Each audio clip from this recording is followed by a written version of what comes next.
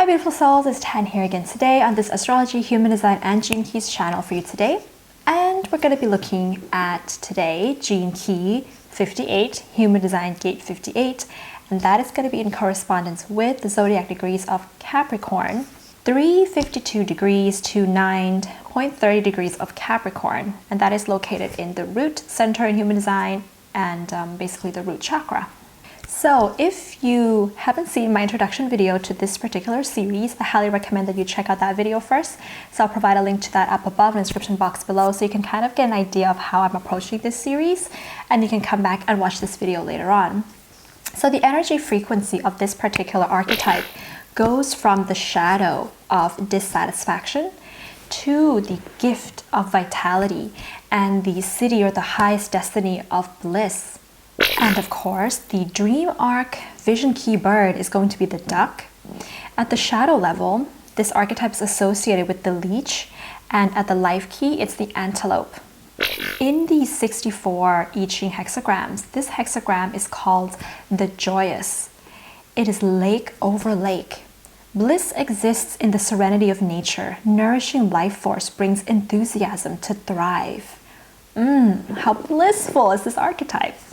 And in the Codon ring, this archetype is part of the ring of seeking and is associated with the amino acid serine. The programming partner of this archetype is Gene Key and Human Design Gate 52, and I just made a video on this last week, and that's the Zodiac Degrees of Cancer from 352 to 930 degrees of Cancer, and the programming partner is the opposite point in the zodiac wheel and the I-Ching hexagram, and it offers a nice balancing complementary opposite to this particular archetype.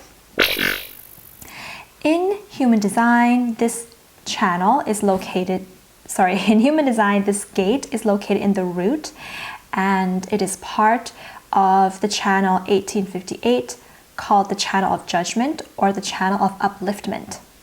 Okay, so we're going to start off looking at this archetype by looking at its bird, which is the duck. Now the duck, when you first think of it, is a symbol of happiness. The male duck mainly, but the female duck, however, can sometimes be a symbol of negativity and sadness. However, it's these two aspects of the same animal that symbolizes the balance, the emotional balance mainly, that we have with regards to joy and sadness. They have to come together. Another way of looking at this is that if we've never experienced sadness in our life, we'll not really know what joy feels like, and vice versa. The phrase sitting duck is what we tend to think of when we look at the duck symbolism, and it originally is coming from the context of World War II, which is used to indicate a poorly defended or suspecting military target that was easy to take down. Because when we look at ducks, sometimes they sit on the surface of the water, they dabble their beaks below the surface, but they're a very easy target for hunters. So we can sometimes associate duck symbolism with vulnerability and sometimes danger. You know, duck, you know, when something's coming at you, you tell people to duck, duck from the ball, you know, duck from that and this.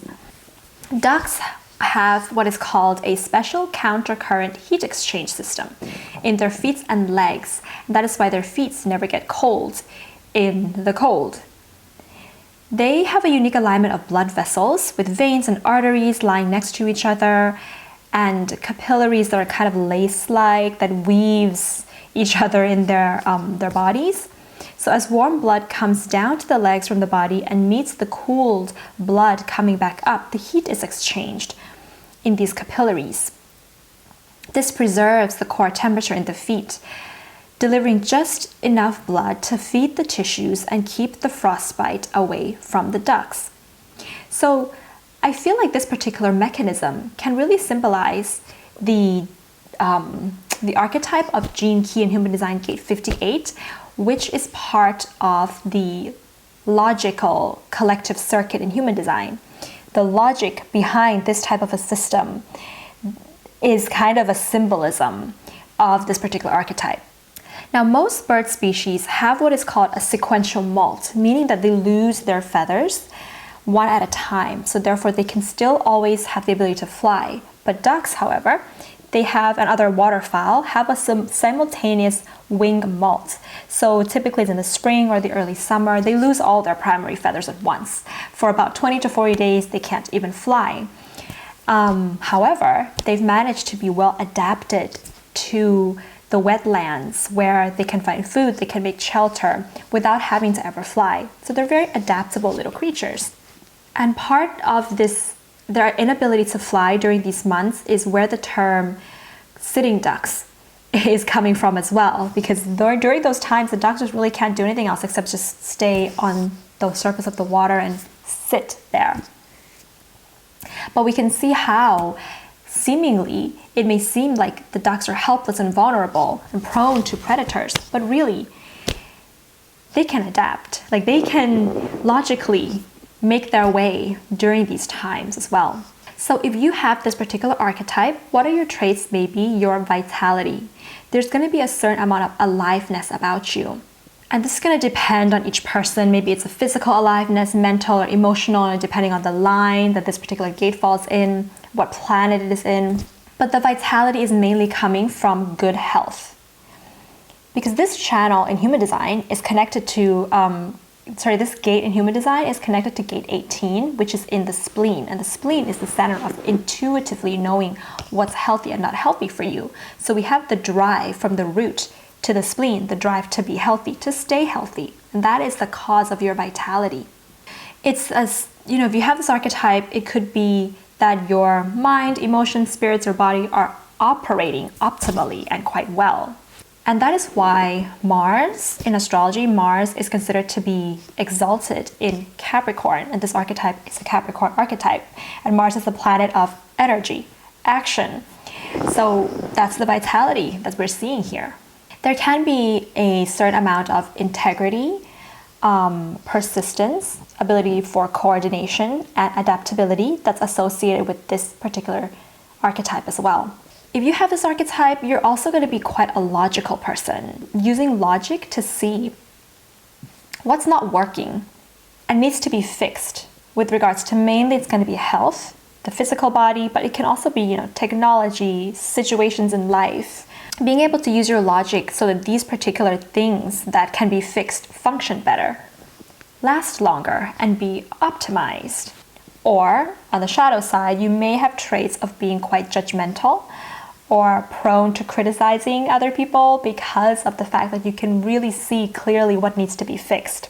But the reason why this is not a healthy shadow is that it's mainly for yourself. When you're in that state of judgments or criticisms, it's actually not healthy for your own vitality.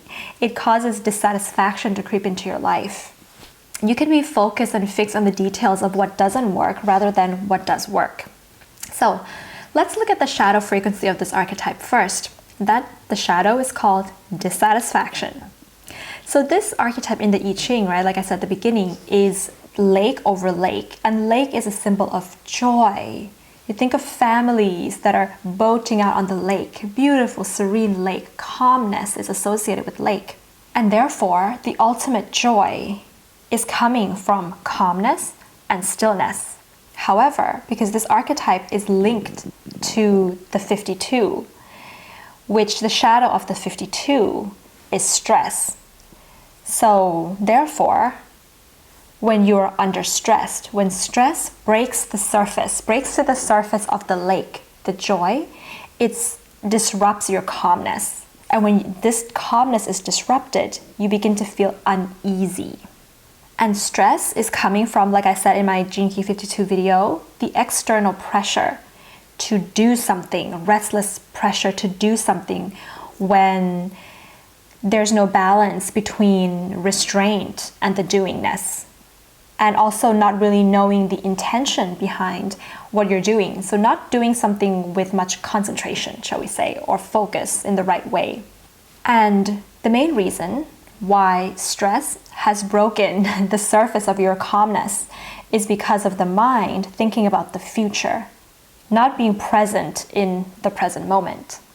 So the root center in human design, which is where this particular gate is located, the 58, it's a pressure center and it's linked to the crown, the head center in human design, which is also a pressure center. So the inspiration taken from the head center activates the root to do something, right? At the shadow frequency of this archetype, you feel like you have to do something because the mind is telling you to do something. Even when the thing that you're about to do, the action that you're going to take is not in alignment with your body or what your body actually wants to do, which is mainly to be calm. So you see how like the energies here in the shadow frequency, the restlessness is disturbing the calm. That's what's going on. Because the body doesn't think about the future. The body is always in the present moment. And there's a lot going on with the body just in the present moment, but it's the mind that's always focused on the future. So an example is going to be the mind telling you, how can I plan or strategize my next move so that I can be happier, richer, more successful, joyful, calm? Maybe I should think of a way to make more money so that I can feel all those things. Or maybe I should think of how I can climb up the career ladder so I can get all of those things. Or maybe I need to go and exercise at the gym so that I can get all of those things. All of this, just the thought of it, is already dissatisfaction. Because just to think what you can do to make your situation better, to change the way that you currently feel, to change what you already have, that is dissatisfaction, right? Dissatisfaction means that you want something that you don't have right now.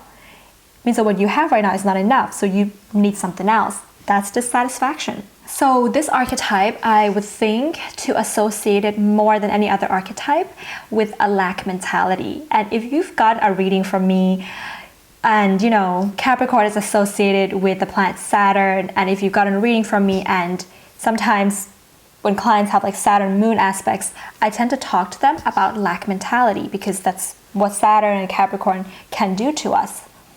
So lack mentality is to search for something outside of yourself to bring yourself happiness, security, joy, and peace. That's lack mentality. It's an energy that you put out into the universe to say that I just don't have enough inside of myself, and therefore I need something else outside of myself to feel internally complete, whole, happy, secure. And sometimes even the search for happiness inside yourself is still a lack mentality. So that's the funny thing about it, is that the searching in general is dissatisfaction, is lack mentality. Self-improvement is coming from a lack mentality, and self-improvement is a little bit different from self-growth or evolution, because the word improve is to say that, oh, this is not good about myself, so therefore I have to improve it. But self-growth is a little bit different. Self-growth is to say, naturally, I've reached a maturity point in my life, and naturally my DNA, my body, it's just going to have to keep evolving. That's the difference there. If you have this archetype, you're going to naturally be quite service-minded, but when you're in the shadow of dissatisfaction, your service may be coming from a need to stop your dissatisfaction, which ultimately is not true service. It's service mixed with a little bit of, we can say, selfishness there. And the other thing about lack mentality is that it can be quite addictive and hard to get rid of, because once you have found that new car, that new job, that food that makes you feel better, you continuously want that joy again, and you will try to do the same things to get that joy again, which means to continuously search outside of yourself or even search inside of yourself to bring that joy again. So that joy can be addictive. So we can fall into a loop that's not natural for our bodies. So if we turn up this gene key frequency to the gift level of vitality, how can we work with lack mentality, and how can we get more vitality? As I was searching about vitality to kind of help me understand this archetype better, I came across what is called the vital force theory or vitalism. And So I don't know so much about it, but I know there's something that can be called the vis mediatrix, which clicked to me because this particular theory has something to do with the fact that living organisms have an ability to heal themselves without needing anything outside of itself to heal, without medicine, without a band-aid, that the body knows how to heal naturally. This is one idea behind vitality, is that when you're not doing anything, vitality is just there. That there's a particular, vis mediatrix that flows through your nerves. It's something that's just there inside of you. It flows through your nerves, it coordinates actions, it mediates function, and it is responsible for adaptation in the body already. And this was interesting because 58.3, 58 line 3 in the gene keys, in human design, they call this line, 58.3, electricity. So there's something about vitality being linked to the electricity in your nervous system. And when I think about vitality, I also think about like doctors and how there's a lot of emphasis in the modern day on, medicine and technology to heal us. That there's something there about how the body may not know how to heal itself anymore if we continuously use external things to heal itself, which is the same kind of metaphor as that lack mentality that we were talking about previously. I know people who have the 58 in their incarnation cross, and whenever they have a headache or whenever they experience like menstrual pain and cramps, they would not take medicine. And my mom would just she likes to teach me to take medicine, take pain medications whenever I have a headache or feeling cramps. And other people who are on the other end of the spectrum will say, no, don't do any of those things because it really stops the body from just being able to heal itself and having that vitality. So this is one way of looking at vitality here. And I also thought it was really interesting that Derek Shepherd in Grey's Anatomy, who is played by Patrick Dempsey, is actually a Capricorn with his Mercury in the 58, and he's a neurosurgeon. So I just thought it was something interesting that I found out. But yes, to contemplate on this a little bit more, I feel like there's a vitality calls for a balance between using your energy and your vitality to improve yourself or to improve something else that you see needs improvement, balancing that with letting it be, letting your vitality, your energy be, staying still, because that in itself can bring tremendous improvement without you having to exert the energy. That can bring healing, that can bring joy, which joy that is not coming from a dissatisfaction is what heals. And if we think about like this archetype, getting younger as you age, that's very Saturnian, very Capricorn, is to look younger as you age. And when we think about, okay, why is it that they say if you don't want to get wrinkles on your face, make sure you're smiling a lot? Because that joy, that feeling of joyfulness kills away the wrinkles that could have formed on your face. It's healing your skin in a certain way. So that's what's going on here with vitality. If you have this archetype and you're in the gift of vitality, you may find yourself being happy for no reason. You may wake up in the morning and just feel happy. And you can use that joy, that happiness for the service of others. So true service is actually coming from doing something that makes you happy, rather than at the shadow frequency, offering service because you want to take away your dissatisfaction of the situation or of the person, and so you're going to try to serve them. But to really help because you just feel so good to help, because you just have so much fun, because you're so joyful and happy to help.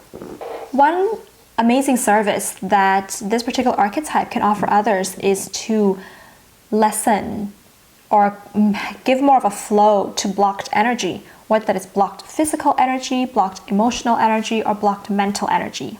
and can also be causing more flow to happen within systems or causing more flow to happen with money. We can see this with this archetype. If you have this archetype, you may also experience intense physical transformation at some point in your life. As your body begins to heal and you're experiencing more relaxation, you'll experience that physical transformation happening.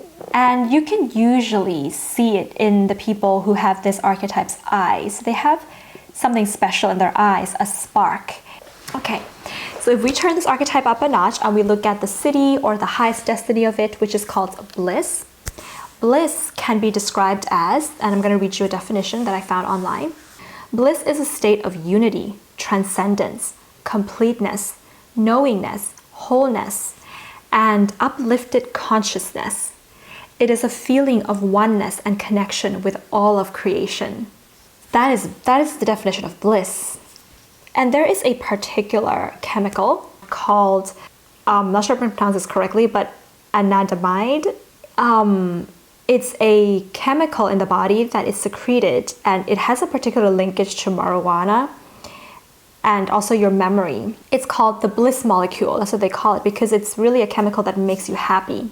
It's a neurotransmitter, yes, and it plays a role in happiness and mental wellness. And one of the ways to secrete this particular chemical in the body is by being in what is called in the zone until you become unfocused and not in the zone. This sounds so tripsy. But yes, when you're engrossed in a particular activity that you really feel like the time fades away, this heightened state of focus and peak performance, they say, it's called being in the zone, and it secretes this particular chemical in the body. But then Richard Rudd, talks about being unfocused when it comes to reaching a state of bliss as well in this particular archetype. So I feel that there's something about focus, then for your focus that's so intense on something that you love that reaches a state of dissolving it completely. I don't know if that's kind of making sense. Like sometimes when you focus your eye in one position, first it's a focus, but then everything becomes blur. Sometimes that happens, right? Feel there's something about that there. And when you have transcended focus into a complete unfocusedness, you really experience that state of bliss. If you've taken shrooms, you may have experienced that particular state when you can't, when you begin to, you can't really focus, and then you begin to see butterflies, or you see like patterns on the wall that begin to move and they're no longer focused anymore. And sometimes when you look at the clouds are like, they're moving around and they're no longer in your focus anymore. That can be one way of looking at a state of bliss. But to take a substance and have that state is not the city frequency of this particular gene key and archetype. That can be the shadow frequency, and you're substituting it with some kind of drug or substances. But with this city level, it can be possible to reach that state that we just talked about without any substances there. Simply from the way that your energy is working, your vitality is working. Bliss is something like a pure white light that you almost can't attain that state. The soul simply is going to realize bliss when you realize that something still remains after everything external has disappeared. What is left there is the pure white light of your soul, and that is complete and total bliss. So that's going to be like the best way that I can find to explain this particular archetype at the highest destiny of it. So if you have this archetype and you want to share your experiences, please do comment below and share with us. I would love to read it. If you have this archetype, also do check out your programming partner, which is Gene Key Human Design Gate 52. That's the Cancer archetype. And yes, I do readings, combination readings of astrology, human design, and the gene key. So you can check out my website for more information there. And yeah, have a beautiful day then, beautiful souls. Bye.